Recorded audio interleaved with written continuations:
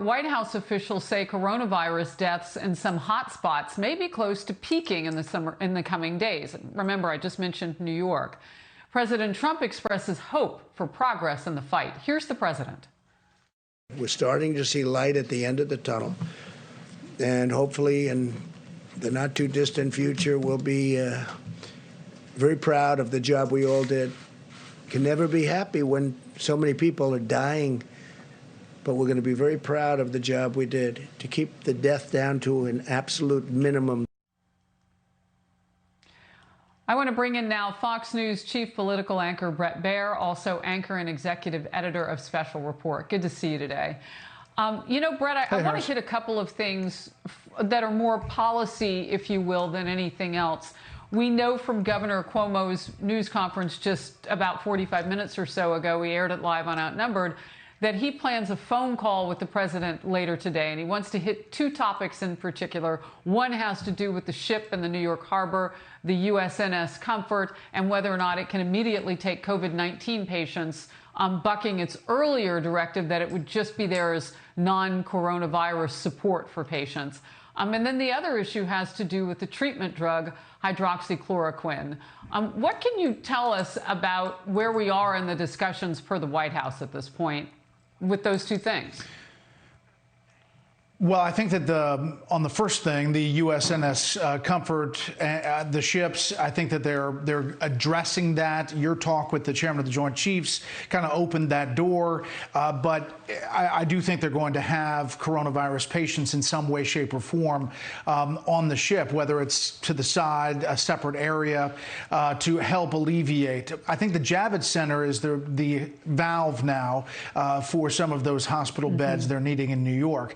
One of the biggest things, you know, the debate about hydroxychloroquine obviously continues, but there's still an effort around the country to let the doctors make the determination, patient to patient, whether to prescribe it or not. And the administration is making sure that enough supply is in each one of the hot spots around the country. And I think the New York governor is saying he would like to make sure that that's the case for New York.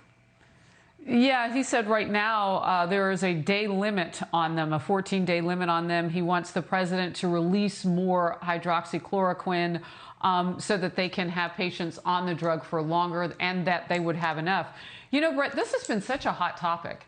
And even the president, from transcripts I was reading from over the weekend, I didn't get to see the complete news conference yesterday, so I spend my free time, what little I have, reading the transcripts, make sure I don't miss anything. And I thought I understood, Bret, that the president was saying that he himself would even take this anti-malarial prophylactically if he, you know, wanted to keep COVID-19 away. Did I get that right? And where is the White House on this drug, just in terms of how they want to see it used?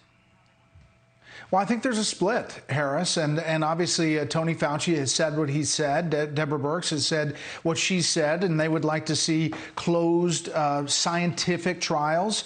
But as it's going on, could be prescribed by doctors around the country. I think the president's a little bit more aggressive, saying this is something that he thinks shows promise. And there are some studies overseas and here in the U.S., anecdotally, not complete closed scientific studies as they usually do, that's showing promise.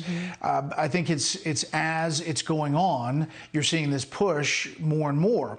Now, it's not the be-all, end-all, as you just heard Dr. McCary say, and there are other drugs out there that may also offer a lot of promise. Yeah, you know, one thing that Dr. McCary and others have told me as well, Bret, and probably mentioning this to you too, as we try to figure out in the gap between now and coming up with a vaccine, what can a treatment look like? And that is that the process via the FDA, I mean, you heard McCary say it last hour, is not forgiving to this process because it was created for peacetime. And many of the doctors, medical professionals say this is not peacetime. I think this FDA is getting more aggressive, though, on its approval process, trying to get things in the pipeline. And obviously the backstop to that, Harris, is safety. You have to make sure it's safe before you sign off on it. A lot of these drugs, a number of them, are used, as you know, for other things. So this is off-label usage, and it's a per doctor prescribing to a patient as of now. Yeah, that's a good point too. I know other patients, lupus patients that have been mentioned, say that their main concern is it going to be available to them for what they're already dealing with, quite frankly, are pre-existing conditions to this whole thing. Brett, just a quick thought from you overall on the message that it would send, that you know of from talking to governors and leaders, for a national stay at home. This is a big topic, and it was over the weekend. You heard a number of questions about this as national stay-at-home order. First of all, it's the legality of it as it's set up in the Constitution as far as what can happen and what how it's structured in our system of government. The president is choosing to read that as governors and states' rights make this call in each state. Now, there are extenuating circumstances, obviously, but this comes down to law. I think that the president is saying different parts of the country deal with it differently. And we are seeing these models like the University of Washington that deals with hospital bed projections and where things are getting adjusted based on the state and adjusted down.